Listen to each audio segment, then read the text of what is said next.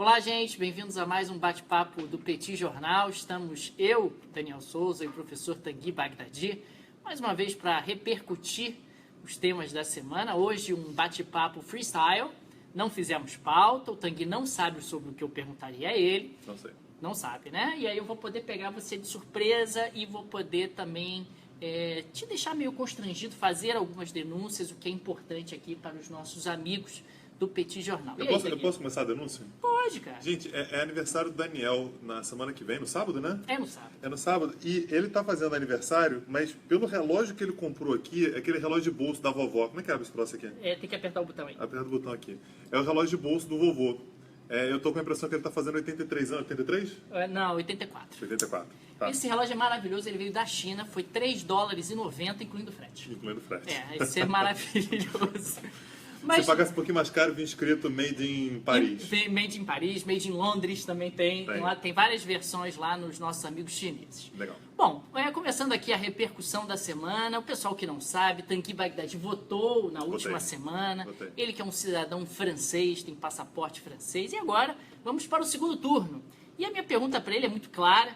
Nós temos agora, eu não quero falar sobre isso. Nós temos agora duas opções, falaremos sobre isso. Temos duas opções. Nós temos um banqueiro, um homem rico, um homem que participou aí da venda, por exemplo, da aquisição por parte da Nestlé de uma empresa na França, uma operação que custou aí 12 bilhões de dólares. Do outro lado temos uma senhora, Le Pen, uma mulher aí que tem aí uma carreira política que está sendo construída. E minha pergunta é muito simples, você vai votar no banqueiro ou na mulher? No dia 7 de maio tem compromissos fora do consulado, então é capaz de eu não poder votar. É mesmo, cara? Você não vai poder votar? Ah, que pena. Aí eu não vou nem ficar me debatendo com a escolha, porque no final das contas eu não vou poder estar lá. Mas você não tem uma preferência, assim?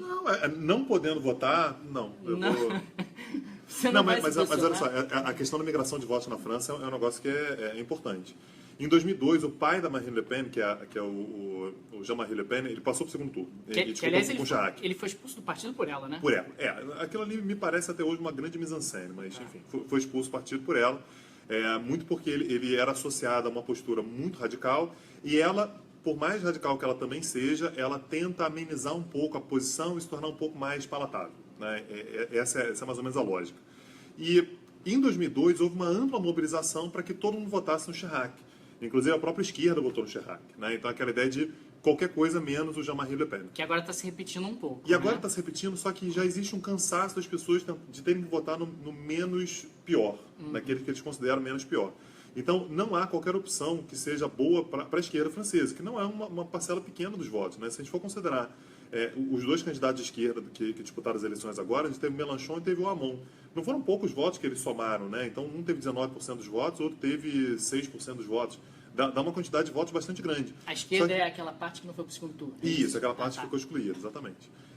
A direita também não foi, mas enfim, isso a gente pode deixar para uma outra discussão. Porque o banqueiro é socialista, né? O banqueiro é de centro. Ele diz que é centro. Ele diz nem um centímetro para cá, nem um centímetro para lá. Ah, muito bem.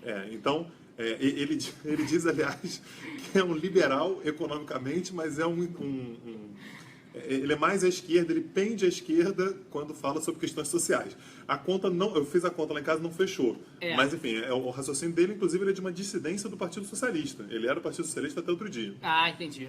Complexo isso, hein? Complexo. A França não é fácil. Então, há uma migração de votos que vai ser amplamente favorável ao Macron, mas uma migração de votos que não vai ser tão absoluta quanto foi em 2002. E vai acontecer um fenômeno estranho, que é compreensível, mas é esquisito, que é votos do Mélenchon que serão migrados para Marine Le Pen. Porque ambos eram críticos à União Europeia, ambos são críticos à globalização, um por um lado, outro por outro. Só que uma parte do eleitorado não faz distinção. A globalização ela traz problemas. Você tem uma parcela da população que muito claramente não foi incluída na globalização, não é só na França, no Brasil, nos Estados Unidos, em qualquer lugar. Mas é interessante que os extremos, às vezes, têm alguns pontos de contato também. Sim, eles têm pontos comuns. Então, vai haver um fenômeno estranho, esquisito, que é de candidato de eleitores do Mélenchon que vão migrar votos para Marine Le Pen, apesar de eu achar que a Marine Le Pen, naturalmente, ela a não ser que aconteça alguma coisa muito séria, um atentado, isso pode acontecer. Já mudou, por exemplo, eleições na Espanha, né, aquele atentado que aconteceu em 2004, levou o Zapatero para o poder, por exemplo. Isso pode acontecer, mas a tendência é que o Macron ele consiga ganhar. o que não significa o enfraquecimento da Marine Le Pen. Legal. Ela vai chegar a 40% dos votos novamente. Maravilha. E aí? E o sudeste do Sudão, eu queria saber o que está acontecendo na economia de lá. O sudeste do Sudão está passando por um momento muito delicado, afinal a gente está passando aí por um momento de instabilidade política por conta do Sudão do Sul e, consequentemente, assim que as expectativas melhorarem, a gente vai ter uma recuperação do crescimento do Sudão. Tá, mas é porque eu li que estava com crescimento espetacular, estava muito bom, funcionando muito bem. Mas essa instabilidade, ela sempre atrapalha e também tem uma distorção estatística que muitas vezes é um problema e a gente tem que levar isso em consideração. Tá, eu só queria desmascarar, só para mostrar que ele fala qualquer coisa, qualquer situação, enfim, não faz a menor diferença. Mas na verdade o que eu queria te perguntar é se você tem viajado ultimamente. Eu não tenho viajado, não. Então a culpa é sua do fato de que, na verdade você ajudou nisso, o fato de que as contas externas do Brasil estão positivas depois de muito tempo. Foi o melhor março em 10 anos. Explica isso aí. É verdade. A gente está falando aí de um período onde as contas externas brasileiras acabaram sendo, em grande medida, impulsionadas positivamente pela própria recessão. Pode parecer algo estranho, mas em momentos onde a economia brasileira entra em recessão, você acaba tendo uma melhora das contas externas. Essa é uma característica histórica nossa. Afinal, a absorção doméstica diminui, os excedentes exportáveis acabam aumentando, as importações também se retraem. Então, é reflexo já de uma tendência que vinha nos últimos meses e, consequentemente, essa melhora não chega a ser uma surpresa. Tudo indica que o Brasil deve continuar tendo bons resultados ao longo desse ano de 2017, embora sempre sejam um pouco amenizados pelo câmbio. Recentemente a gente também teve uma melhora das commodities, o que sempre ajuda. Afinal, o Brasil ainda é um grande exportador de commodities. Então, esse é aquele tipo de notícia que você pode dizer tanto que é muito bom quanto que é muito ruim, né? Você Sem poderia ir dúvida. para o jornal e falar assim, que coisa horrível, as pessoas não têm mais dinheiro para gastar, elas não viajam mais. Mas você pode colocar para um viés positivo também, que foi o melhor março em 10 anos Sem e dúvida. tal, nas contas. Eu lembro no ano passado, quando o líder do governo do Congresso disse: olha que maravilha, como a economia brasileira não está tão ruim, ela está com excelentes resultados comerciais, quando na realidade os resultados comerciais, em grande medida, estavam sendo impulsionados até pela própria recessão.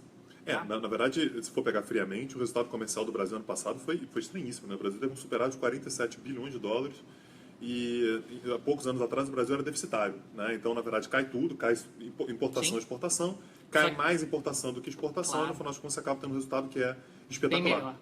Então, no final das contas, você olhar somente para um ponto ali não explica tudo. Estou perguntando quem vai levar o Paulistão, o que você acha? Eu acho que vai levar o Corinthians. Você acha que vai ser o Eu Corinthians? acho que a Ponte vai continuar na fila, cento e tantos anos que ela está... O clube mais antigo do Brasil. que ainda não ganhou nenhum título, acho que vai continuar na fila.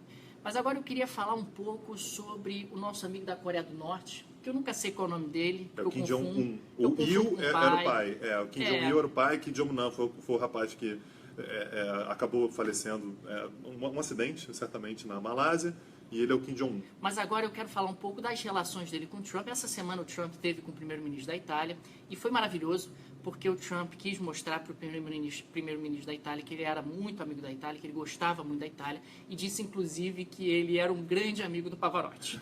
Ele só esqueceu de dizer que o Pavarotti não é tão bom amigo assim, porque ele está há 10 anos sem dar notícia, porque ele está morto há 10 anos. E já não é a primeira vez que... Homem de pouca fé você. E já não é a primeira vez que o Trump solta uma dessa, né? Ele fez outras referências, inclusive a um abolicionista americano, também dizendo que admirava muito o trabalho dele, e o cara morreu nos anos 1890. Falei com ele outro dia. Enfim, mas o fato é que nós teremos amanhã uma convocação integral do Senado americano pelo presidente Trump, o que, sem dúvida nenhuma, é atípico, e a justificativa oficial, pelo menos, é um briefing sobre a Coreia do Norte. Eu quero saber se veio uma guerra nuclear, se veio uma guerra mundial, porque eu já estou construindo meu abrigo.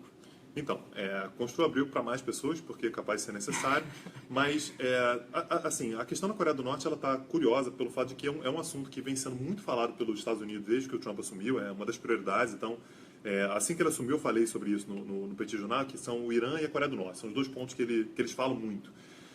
E na semana passada a gente teve uma situação constrangedora que foi imagens de navios, de porta-aviões indo para a Coreia do Norte, todo mundo já desesperado, comprando água para estocar em casa e tal, e na verdade os navios estavam indo para a Austrália. Né? Eu dei uma olhada no Google e a distância é de cerca de 7 mil quilômetros. Né? Então estamos relativamente perdidos, assim, um Waze ali eu acho que ajudaria. Mas talvez, assim, o que eu tenho imaginado com relação a essa convocação, né, para dar explicações, um briefing sobre a situação na Coreia, é uma tentativa também do Trump de amenizar um pouco a situação dele bombardear, por exemplo, aquela base aérea na Síria sem autorização do Congresso. Então isso pegou um pouco mal para ele, a relação dele com o Congresso ficou um pouco estremecida, então agora ele quer mostrar que ele está dando satisfações, que ele quer mostrar que o Congresso vai saber o que está acontecendo, então que há um certo acompanhamento, que ele não vai ficar completamente, não vai tomar atitudes que passem somente do Executivo. Mas com relação à Coreia do Norte, vai ter guerra? Acho difícil, né? Ainda mais que você for considerar que, sim, a Coreia do Norte tem bombas nucleares, então a tendência é que você tente, na verdade, chegar o mais longe possível, mais cedo, o quanto antes. Muito bem, muito bem. O que mais? Sobre a economia brasileira, tem alguma coisa para dizer? Olha, a economia brasileira, a gente está tendo aí uma aprovação relâmpago da nova legislação trabalhista, passou hoje em comissão do Congresso, estão dizendo que amanhã já pode ir para votação. Acho que vale a pena ficar acompanhando, muita coisa pode mudar até lá, mas essa parece que vai ser a grande notícia da semana. Havendo aí uma confirmação, aí acho que vale a pena a gente repercutir, mas menos em cima de especulação e mais em cima do que efetivamente vier a acontecer, se vier a acontecer. Uma última observação, eu queria que você falasse um pouquinho de uma decisão da ONU que eu achei maravilhosa. A ONU elegeu a Arábia Saudita para o Comitê de Igualdade de Gênero. Então, eu acho que aqui no Brasil a gente não chega a ficar exatamente surpreso, né? Achando que os direitos humanos são ocupados, né, por candidatos conservadores, religiosos aqui no Brasil. Você colocar a Arábia Saudita lá é claramente aquele gesto de provocação, aquela ideia de você ter, no final das contas, uma liderança do mundo árabe, alguém que representa aqueles que são conservadores com relação ao direito das mulheres. Isso é uma piada. Isso é uma piada, isso é uma afronta. Né? Eu fico imaginando a situação do Guterres, né, tendo que lidar com isso, principalmente a questão das mulheres, que é uma agenda dele, uma agenda sobre a qual ele fala bastante, e você tem a Arábia Saudita lá. Aliás, talvez seja exatamente porque é uma agenda dele que você tem uma preferência de países conservadores de colocar a Arábia Saudita lá, que soa como uma boa protetora dos direitos dos violadores de direitos humanos das mulheres. Entendi. O Diego está perguntando Flamengo e Fluminense, você não pode palpitar, porque você foi eliminado. Vai dar Flamengo, o Tanguy agora, a única emoção que ele vai ter vai ser daqui a 8 meses, quando o Vasco estiver lutando contra o rebaixamento, aí volta aquela emoção, o sentimento não pode parar, o sentimento não pode parar. Isso. Nesse momento, eu sou o campeão da Taça Rio e bicampeão carioca. Até lá... Um abraço, gente. Até semana que vem. Até lá, nada vai mudar. Abraço.